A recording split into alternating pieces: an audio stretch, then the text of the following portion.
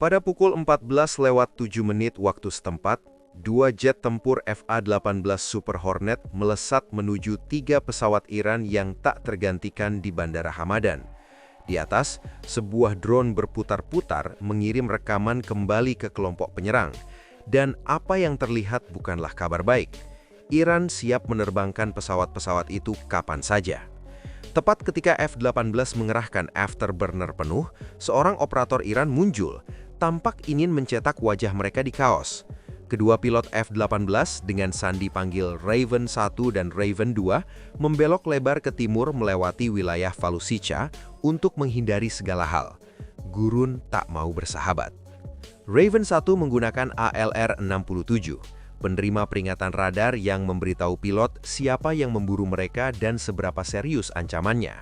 Bunyi yang dihafal setiap pilot tempur dan tidak pernah ingin didengar. Akuisisi dalam susunan fase pada pengulangan pulsa cepat. Sebuah baterai M1 berada dalam jarak 12 km. Baterai itu telah berposisi di kaki bukit dengan radarnya dimatikan. Sistem pertahanan rudal itu bagai penjaga keamanan yang duduk di sudut gelap klub, tangan bersilang mengawasi pintu. Tak banyak basa-basi, tak ada tatapan peringatan dari seberang ruangan. Begitu Super Hornet melintasi cakrawala, sistem itu langsung melompat dari fase pencarian ke kontrol tembak. Tidak ada pertanyaan, siapa Anda? Tidak ada permintaan, tunjukkan identitasmu. Hanya kepalan tangan yang terangkat sebelum Anda sempat melewati pintu. Tangan Raven 1 sudah bergerak, kiri pada saklar chef, kanan mengencangkan tuas kendali. Bayangkan rudal keempat sebagai tiang telepon melaju pada kecepatan Mach 2,8, menahan gaya gravitasi 28 G kali, atau berat tubuhnya mencapai 28 kali lipat pada fase akhirnya, sekitar 4 kali lipat dari batas ketahanan pilot sebelum lampu padam. Susunan bertahap itu berganti frekuensi lebih cepat daripada yang dapat diikuti sebagian besar pengacau, seperti mencoba berbicara dengan seseorang yang tiba-tiba berganti bahasa di tengah suku kata. Para awak yang selamat hanya belajar satu trik dalam 11 hari perang, tembak sekali, matikan, dan lari secepat mungkin sebelum Amerika membalas. Raven 1 menarik tuas kendali ke pangkuannya dan merasakan gaya gravitasi 6G. Cakrawala melesat vertikal, hamparan gurun memenuhi kanokinya. Di belakangnya, dispenser ALE-47 menebarkan chaff, serat berlapis aluminium berubah menjadi bayang-bayang radar seukuran jet. Pengacau ALK-214 menyuapi frekuensi pelacakan dengan data jarak palsu, mengarahkan jejak rudal ke udara kosong sekitar 500 meter di belakang pesawat. Raven 2 berbelok ke arah berlawanan, memecah formasi dan memaksa awak baterai memilih satu target. Mereka memilih Raven 1. Chaff dan data palsu pengacau merusak solusi pelacakan, sementara pergeseran geometri akibat 6G mengusir jet keluar dari kerucut prediksi pelacak. Hulu ledak meledak di belakang dan di bawah. Serpihan menyebar pada jarak yang cukup jauh sehingga tak terjadi tabrakan langsung, namun cukup dekat untuk menerjang badan pesawat dan merobek pakaian penerbangan. Di dalam tur M1, komandan baterai membanting saklar utama, dan teropong pun padam. Pengemudi telah menggerakkan roda rantai di bawah kendaraannya. 2 minggu lalu sang komandan pasti akan menembak lagi. Namun 11 hari melihat Amerika mengubah Iran menjadi tempat parkir membuatnya berpikir ulang. Misi ini tak membutuhkan serangan, melainkan 45 detik. Gaya gravitasi 6G melempar kedua jet sejauh 12 mil ke selatan dari rute yang direncanakan, mengeluarkan mereka dari koridor gurun yang kosong dan membawa mereka ke kaki bukit, di mana seorang operator radar pengawasan Iran duduk di celah gunung memindai ke arah tenggara. 2 minggu sebelumnya, ia telah mengemudikan unitnya keluar dari provinsi Isfistan menjelang serangan pertama dan mendirikan pos di medan yang luput dari prioritas koalisi. Sebuah keputusan yang bisa jadi lahir dari inisiatif luar biasa atau paranoia mendalam. Di militer Iran, keduanya kerap tak dapat dibedakan. Ia sebenarnya tak perlu menembak. Ia mengangkat gagang telepon dan memberitahu Kremlin apa yang tampak di layar. 2 jet tempur kembali menuju timur laut, terbang pada ketinggian menengah, bergerak dengan tujuan yang membuat hari seseorang segera menjadi jauh lebih buruk. Panggilan itu yang dialihkan melalui sambungan telepon rumah tangga karena 11 hari serangan Amerika telah mengubah komunikasi militer Iran menjadi permainan telepon termahal di dunia sampai ke garnisun IRGC sebelum para Raven selesai menyusun formasi. Sementara laporan itu melaju menuju lapangan terbang, Raven 2 menyadari apa yang gaya gravitasi 6G lakukan pada pot pelacakannya. Gimbal Atlar yang Anda lihat di sini memakai giroskop serat optik untuk menstabilkan citra inframerah, mengkompensasi setiap gerakan pesawat saat melaju pada kecepatan 500 knot.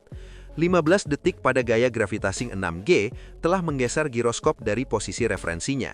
Citra kini bergetar di atas permukaan gurun, seperti mencoba membaca rambu-rambu jalan melalui kaca permukaan bus di jalan berkerikil. Ia mengaktifkan mode siaga pada pot, getaran tetap ada. Yang tak diketahui Raven 2 dan yang tidak akan dikonfirmasi hingga pengarahan pemeliharaan kembali di Lincoln adalah bahwa giroskop tidak sekedar mengalami presesi. Hentakan 6G menyebabkan retakan mikro pada coupler serat optik yang memberi daya laser referensi. Pot itu tak lagi melayang, ia menebak-nebak. Di bawah 15.000 kaki, bidang pandang yang lebih sempit bisa mengimbangi, karena target akan memenuhi sebagian besar bingkai sehingga pergeseran tak mudah membuatnya kehilangan sasaran. Tetapi pada ketinggian itu, ia masuk jangkauan segala senjata jarak pendek yang masih dimiliki IRGC. Perubahan lintasan itu tak hanya membawa mereka keluar jalur dan ke dalam radar pengawasan Iran, ia juga merusak penglihatan Raven 2 dan memaksanya turun ke pita ketinggian di mana pertahanan darat bekerja paling efektif. Di Kerman, seorang pengendali darat meraih telepon lapangan di tengah jalan, mendengarkan selama 4 detik lalu berlari. Menyeberangi lapangan terbang, pesawat tempur mendekati, truk bahan bakar bergerak. Mobil itu langsung dicabut dari ganjal rodanya dalam hitungan detik. Waktu respon yang mengagumkan angkatan udara manapun di bumi, mengingat awak ini telah menghabiskan 11 hari menyaksikan amunisi presisi Amerika mengubah segala sesuatu di sekitar mereka menjadi instalasi seni kontemporer. Di dalam kokpit, teknisi penerbangan sudah mengoperasikan saklar di panel atas. Urutan penyalaan APU atau Auxiliary Power Unit merupakan awal dari proses pengisian udara bertekanan selama 4-5 menit untuk keempat turbofan Salovia, kira-kira 1 menit 30 detik per mesin. Jika setiap langkah berjalan dengan lancar, pesawat 1176 bisa bergerak di landasan pacu sebelum Amerika tiba. 8.000 meter jauhnya, di pangkalan Angkatan Udara Creech, seorang operator sensor Reaper mengamati proses pengerahan itu secara langsung. Ia mengaktifkan tautan satelit. Aktivitas di target, penyalaan mesin pada mode berat. Ketika status bahan bakar Reaper melewati titik tertentu, bingo, 20 jam di stasiun, lebih lama dari waktu terjaga sebagian besar orang dalam sehari, misi belum selesai, namun bahan bakarnya sudah hampir habis. Operator menyapu apron sekali lagi, memberi tanggal waktu pada gambar, lalu berbelok ke selatan menuju Djibouti. Layar tampak kosong, Reaper pengganti berjarak 30 menit. Pesawat-pesawat Raven berjumlah 25. Selama 5 menit ke depan, tak seorang pun di pihak Amerika dapat melihat lapangan terbang Kerman. Para Raven berputar-putar di udara sementara bahan bakar mereka terbakar, dan awak pesawat 1176 bergegas menyelesaikan daftar periksa, tanpa ada yang memperhatikan. Namun inilah yang tak bisa dilihat Amerika selama 5 menit ketidakpastian itu. Pesawat 1176 tak hanya menyalakan mesin untuk evakuasi, awak darat sedang memuat peti-peti melalui landasan kargo belakang. Peti-peti panjang berwarna hijau zaitun itu tak cocok dengan manifest pasokan standar manapun. Apapun yang hendak diterbangkan IRGC dari Kerman lebih berharga bagi mereka daripada pesawat itu. Pangkalan udara di Al-Waidat, pusat operasi udara gabungan dan pengendali lalu lintas udara sepanjang perang, menahan pesawat-pesawat Raven di orbit. Ketiadaan cakupan ISRA berarti tak ada otorisasi pelepasan senjata. Prosedur standar yang masuk akal dari markas besar yang berjarak 900 meter, di mana kopi hangat dan kursi lontar masih sebatas teori, tetapi sama sekali tak masuk akal dari kokpit yang menghabiskan bahan bakar yang tak bisa dihemat. Di Kerman, 5 menit itu memberi garnisun semua yang dibutuhkan. Pengendali darat telah memerintahkan truk senjata ZU-23 keluar dari garasi sebelum orbit pertama selesai. Pada menit ketiga, tim Manpads Misak-2 sudah berdiri di atap hanggar perawatan. Tabung peluncur disandang pada bahu operatornya. Misak-2 adalah salinan Iran dari QW-1 Vanguard buatan Cina, yang pada gilirannya meniru Igla buatan Rusia, sehingga Misak-2 menjadi fotokopi dari fotokopi. Dan seperti tiruan generasi ketiga lainnya, ia cukup efektif untuk merusak sore Anda. Pesawat Reaper pengganti melakukan pengecekan pada ketinggian 23.000 kaki. Sebuah MQ-9 Reaper dengan sistem penargetan multispektral yang, seperti yang Anda lihat di sini, cukup tajam untuk membaca plat nomor dari jarak 4 meter, dikendalikan oleh operator sensor di dalam trailer di Pangkalan Angkatan Udara Creech. Kontrolnya pada dasarnya adalah pengaturan Xbox yang sangat mahal dengan penundaan satelit 600 milidetik. Operator mengarahkan turret ke apron, gambar yang diterima bersih. Ketiganya terkonfirmasi. APU bekerja keras, rekomendasi segera, penahan dilepas, 14 menit menuju target. Pot penargetan rusak dan keunggulan waktu 5 menit, keduanya disebabkan oleh Tur M1 sedang menunggu di ujung lain. Raven 1 menyapu lapangan terbang untuk memaksimalkan jangkauan pelarian target. Pot inframerah canggih yang tergantung di bawah perut jet ini pada dasarnya adalah teleskop thermal. Ia memungkinkan pilot mempelajari sasaran dari jarak cukup jauh sehingga orang-orang di darat tidak dapat membalas tembakan. Pot pemimpin menunjukkan gambar yang bersih dan stabil, jenis gambar yang dirancang untuk dihasilkan oleh sistem penargetan. Di ujung landasan pacu, utara dan selatan, terparkir dua truk pickup yang membawa masing-masing dua senapan anti pesawat laras ganda ZU-23. ZU-23 menembakkan peluru 23 mm dengan kecepatan 800 hingga 1000 butir per menit per laras. Tanpa radar, tanpa sinyal di RWR, itu adalah AK-47 versi senapan anti pesawat. Penembak tidak perlu membidik secara presisi, melainkan hanya menembakkan dan berharap yang terbaik. 70 meter dari P3F di atap hanggar perawatan, seorang operator MAN PDAS terlihat jelas pada umpan inframerah Reaper. Raven 1 dapat melihat tabung di bahunya dan geometri intersepsi yang telah disusunnya. Di antara hujan peluru dari ZU-23 dan Misah-2 yang menunggu di dekat knalpot mesin, pertahanan Kermon membentuk sebuah persamaan yang sulit. Mendarat terlalu tinggi dan pengacakan GPS akan merusak bom Anda. Mendarat terlalu rendah dan pertahanan darat akan merusak hari Anda. Senjata mereka, GBU-38JDAM, bom berpemandu GPS 500 pon, memiliki probabilitas kesalahan melingkar 5 meter dalam kondisi bersih. Itu menempatkan senjata tepat di badan pesawat.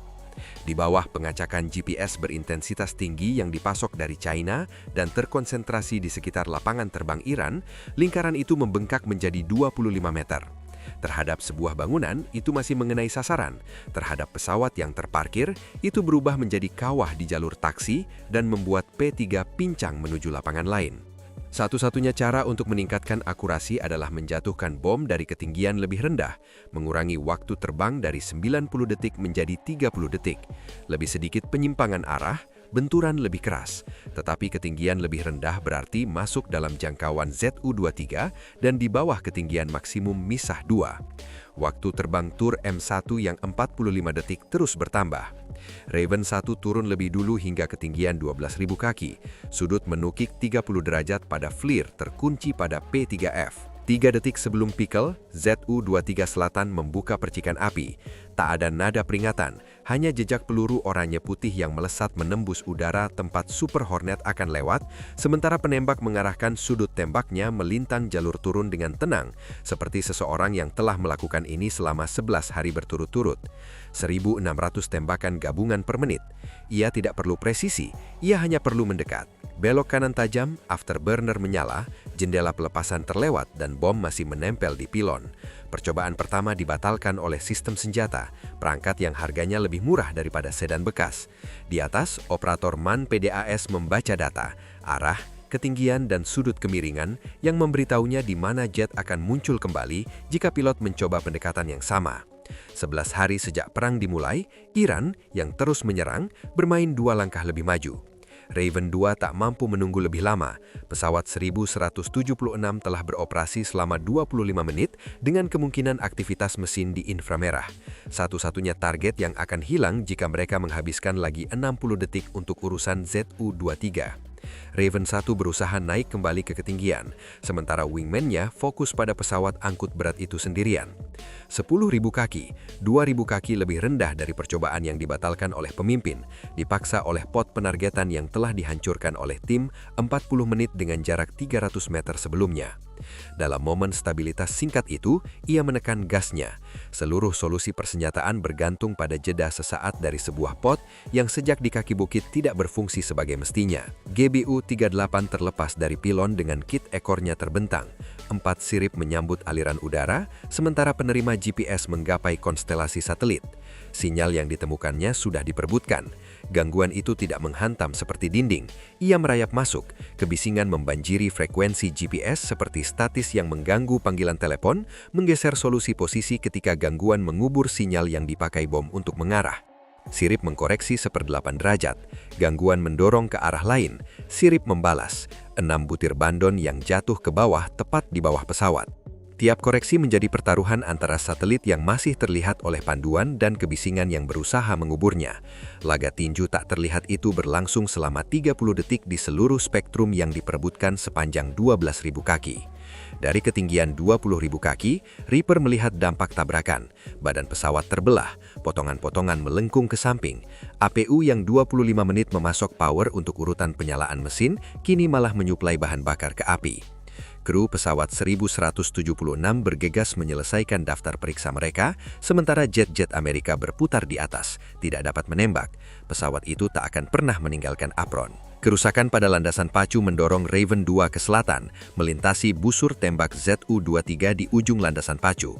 Senjata yang sama yang menghancurkan Raven 1 30 detik sebelumnya, senjata yang dirancang Uni Soviet pada tahun 1960 dan dibeli Iran dengan harga sebuah truk pickup yang layak, kembali mengancam. Penembak itu telah menetapkan sudut bidiknya sejak pertempuran pertama. Ia mengamati kedua lintasan, menghitung geometri dalam kepalanya, dan kini bersiap untuk tembakan yang lebih baik. Kedua laras terbuka, peluru penunjuk melesat menembus ruang tempat jet itu melintas setengah detik sebelumnya. Di jarak dan kecepatan sedekat ini, penembak melepaskan peluru ke area seluas sebuah rumah, dan Super Hornet harus menyelisup melalui celah-celah itu. Raven 2 menembus arus peluru, koreksi kecil, gerakan acak yang cukup untuk membuat prediksi balistik meleset selebar badan pesawat. Peluru mengekor di belakangnya, lebih banyak bahan bakar habis dari margin yang kedua pilot dapat hitung dengan satu tangan. Raven 1 kembali dari timur laut dengan jalur yang berbeda sama sekali. Serangan pertama telah mengajarkan Raven 1 lokasi ZU-23 di selatan. Serangan Raven 2 mengungkapkan kepada pemimpin di mana operator MAN PDAS mengarahkan pandangannya. Ia menempatkan hanggar perawatan di antara tali divernya dan atap hanggar. Beton dan baja menghalangi garis pandang operator selama 3 detik paling penting. Saat pesawat tempur itu terkunci pada P3, pesawat 51 tahun yang dibangun Lockheed Martin di Burbank, terlihat jelas sejarahnya. Kru Iran dulu belajar menerbangkannya di Moffett Field ketika Shah masih beroperasi. Kerangka pesawat itu selamat dari revolusi dan perang Iran-Irak berkat 23.000 perbaikan besar dengan suku cadang yang dihentikan oleh Lockheed ketika Carter menjabat sebagai presiden. Mengintai USS Essex di tahun 2019, buatan Amerika dan mengganggu angkatan laut yang membuatnya. Kini saatnya balas dendam. Menembakkan GBU-38 ke arah gangguan sinyal Tiongkok yang sama. Gangguan itu menggeser sinyal ke samping, sementara siripnya mendorong kembali melalui udara yang diperebutkan sepanjang 12.000 kaki. Dampaknya mengenai jalur wing, tangki bahan bakar terbakar. Setengah abad menjaga pesawat tetap hidup yang telah ditinggalkan oleh pabrikannya. Hancur oleh bom yang dibuat 15 mil dari pabrik yang membuat pesawat itu. Menunggu target terakhir, Raven 1 melaju menembus aliran udara dengan indikator bahan bakar kuning menyala di HUD-nya. Angka itu berarti pesawat tanker di atas Teluk Oman bukan lagi pilihan. Itu adalah perbedaan antara mendarat di Lincoln dan tercebur ke Laut Arab. Setiap detik di atas lapangan terbang ini adalah detik yang tidak ia sanggup tanggung, dan ia masih memiliki satu bom lagi untuk dijatuhkan pada satu pesawat lagi. C-130 Hercules memenuhi area pameran Atlar, pesawat Amerika lainnya yang dibeli Iran dari Lockheed setengah abad yang lalu. Kemudian ia mengalami kerusakan. Kit ekornya mengalami masalah yang sama dan menembus badan pesawat di tengah kapal 3 dari 3. Terima kasih telah menonton. Sampai jumpa.